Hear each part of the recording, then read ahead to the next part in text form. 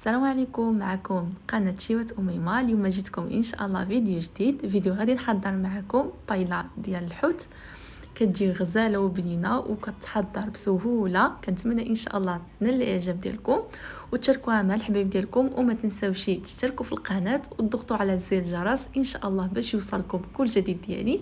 وخليكم مع مقادير وطريقه التحضير ان شاء الله.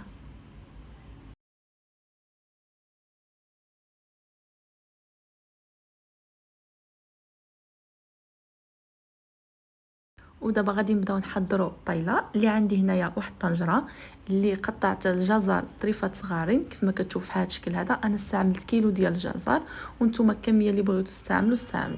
صافي من بعد ما حطيت الجزر غادي نعمل دريسه ديال الثوم اللي عصرتهم في هذا الشكل هذا كيف ما كتشوفوا معايا، ونقطعهم طريفات صغارين.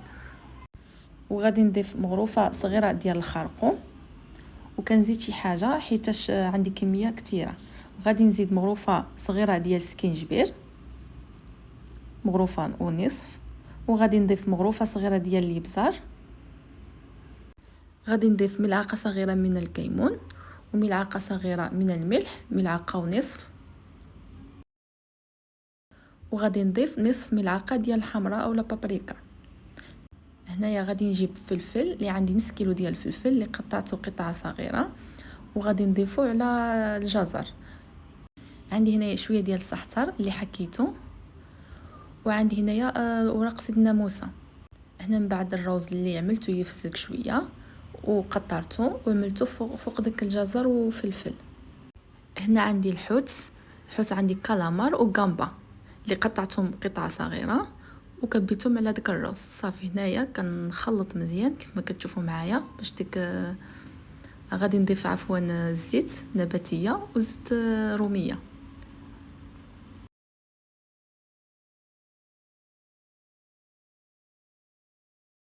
هنا كنخلط داك المكونات مزيان كيف ما كتشوفوا معايا، وغادي نضيفها فوق النار. بالنسبه للكامبا، داك قشور الكامبا ما سيبتهمش، غسلتهم مزيان وعملتهم عملت واحد الكاسرونه عملت فيها الماء وحطيتهم فيها وخليتهم حتى يغلي مزيان مع بعضيتهم.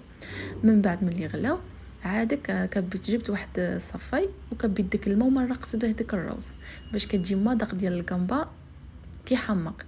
صافي دابا غادي نخليها طيب مزيان كيف ما كتشوفوا معايا مع ديك الجعده كطيب، وغادي نغطيها حتى طيب معايا مزيان وهانتوما معايا في الفيديو.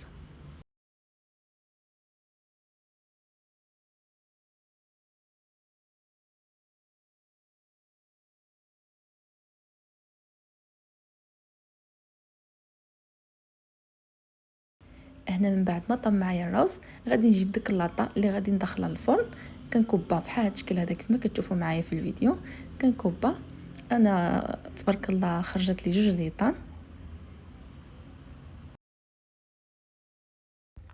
ودابا غادي نحط الكامبا كيف ما كتشوفوا معايا في هاد الشكل هذا، وغادي نخلطها تدخل شويه فيها وغادي نخلي نزوق شويه.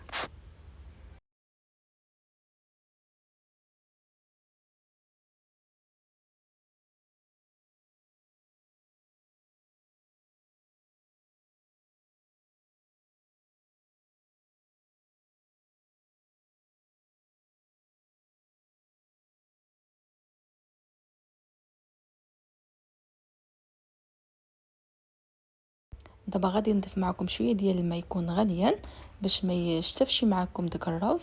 من بعد ما غادي ندخلوه للفران غادي نضيف شويه ديال الصوجه، شويه ماشي بزاف، وغادي نخلط ديك الكميه كيف ما كتشوفوا معايا. غادي نخلطها ونسويها مزيان، وغادي نزوقها بالكامبا، قشور ديال الكامبا وشويه ديال الليمون كيف ما كتشوفوا معايا. كيف ما كتشوفوا خرجت لي جوج ليطان، كميه تبارك الله كتخرج كيلو ديال الروز عملت.